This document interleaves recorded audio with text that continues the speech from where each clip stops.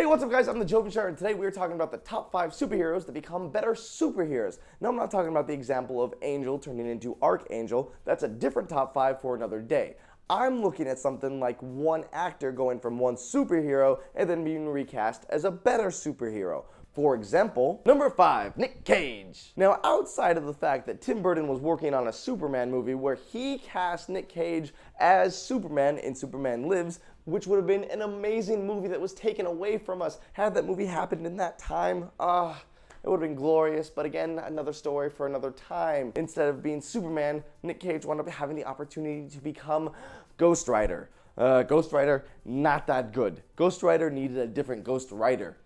Get what I mean? Say what I did there? It's a joke. Now, I feel like this is a character that Nic Cage could have played well. He's just zany enough to pull it off, but the writing was horrible and that penitent stare, like, oh, you. It just, all of it was not good. Luckily, Nic Cage did have the chance to redeem himself as a superhero with Big Daddy in Kick-Ass. Now, this part was literally made for Nic Cage. Now, if you read the comic book version of Big Daddy, he literally is just a overprotective father that read so many comic books, he wanted his daughter to have an awesome life. So when he takes her, he winds up selling classic comic books to get all of this money that he turns into, weapons and kick-assery. Just like Nic Cage would probably do in real life. The delivery of all of his lines were perfect, more like ass kick. Now, why did he go from Big Daddy to Ghost Rider 2? I don't know, but that's why he's number 5, because he didn't learn from his mistakes. And now we have Ghost Rider peeing on things in fire. C'est la vie. Nic Cage, you're still good in my book. Number 4, Brendan Routh. This one we're actually going to go from a little movie to TV action. Now, Brendan Routh played Superman in Superman Returns. Now, that was a Superman movie that came out before Man of Steel that was not good. Seriously, if you haven't seen it, don't see it. Luckily, we had Man of Steel, which arguably is better or worse. Don't worry, we got Batman coming into the next one to fix a Superman movie.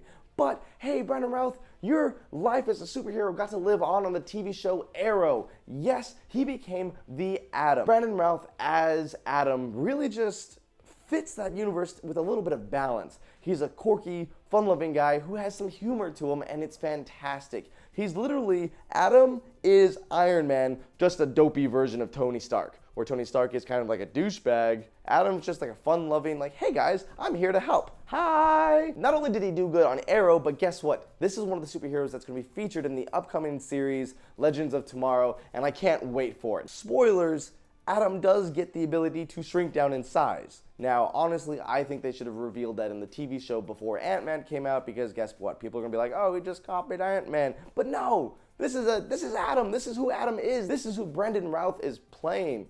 And it works. He just does such a good job with it. So I say, run with it, baby. You might be going from the big screen to the small screen, but guess what? That's where DC thrives, so you rock. Number 3, Ben Affleck. Now, yes, Ben Affleck got a lot of heat when he was like, hey, I'm gonna be the next Batman. Then everyone's like, I don't know, man. I saw Daredevil. But guess what? Daredevil's just kind of a cheap version of Batman anyways. Except for the Netflix version of Daredevil. That was amazing. But guess what? Ben Affleck now gets the chance to redeem himself as a superhero and bring the broodiness that he tried to do with Daredevil now to Batman. I feel like enough time has passed that he's become a better actor, a better filmmaker, that he can pull off Batman. And I, for one, am still saying, go Ben Affleck, you can do this. Now, we haven't really seen him as Batman yet, and that's why he's only number 3 on this list. But again, there's plenty of hope. There's so much hope there for Ben Affleck. And so, of course, Ben Affleck gets a spot on this list of superheroes that got to redeem themselves as better superheroes. Because guess what? He became Batman.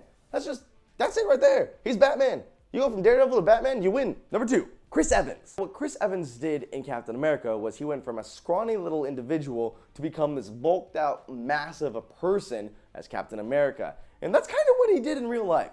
First, Chris Evans was, yes, Johnny Storm. Who remembers those movies from the Fantastic Four? Not fantastic, no, but we got to see Chris Evans really shine as a cocky dude who's like, hey, flame on. Now, I'm not saying I didn't like him as Johnny Storm. I thought he did a good job. But going from a crappy movie like Fantastic Four, okay, maybe not a crappy movie, but a movie that could have done better, all of a sudden to becoming the leader of the Avengers, that's redemption right there. That's going from a mediocre superhero to like the superhero of superheroes. This guy that goes toe-to-toe with Iron Man, literally.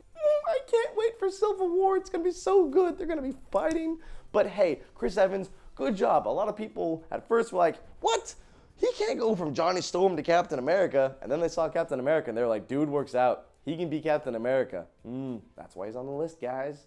He earned it. And then number 1, the man who redeems himself almost to a meta level, Ryan Reynolds. Now this guy goes from Deadpool to Green Lantern to Deadpool. Now the first Deadpool, not good at all. Hardly even Deadpool. It was literally a different superhero. I wouldn't say that Deadpool is Deadpool at all. No one would say that. No one would agree with that statement. So he tried to redeem himself with Green Lantern.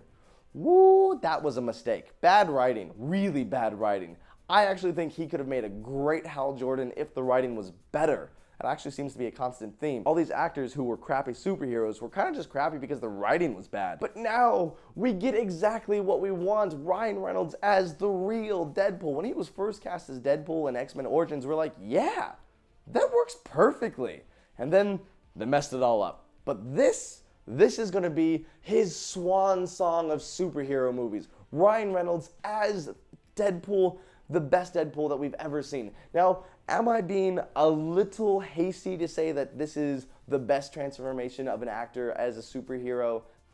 Possibly. The movie's not coming out till next year, but there is enough fan service that we've seen already that we know this is going to be the Deadpool movie of all superhero movies. This is the superhero movie we want and we deserve, and Ryan Reynolds is giving it to us. So you go, Ryan Reynolds, for being a hero, a real superhero, or in this case, an anti-hero. Thank you for being an amazing anti-hero. If there's been anyone that has gone through a hard path to become a good superhero, it's Ryan Reynolds, and that's why he's number 1 on this list. Thank you again so much for watching this video, guys. That's my top 5. Let me know which one you agree with the most, or perhaps there's a different superhero actor that actually went from one superhero to another superhero that you think is a better transformation. If you do, let me know in the comments below, and of course, as always, let me know what top 5s to do next. Be sure to like the video so this pops up in your subscription feed, because I know you want to see all of these videos. Also, small announcement, I might actually be doing a weekly show starting up in the next few weeks where I go over all the geeky news that you need to know about.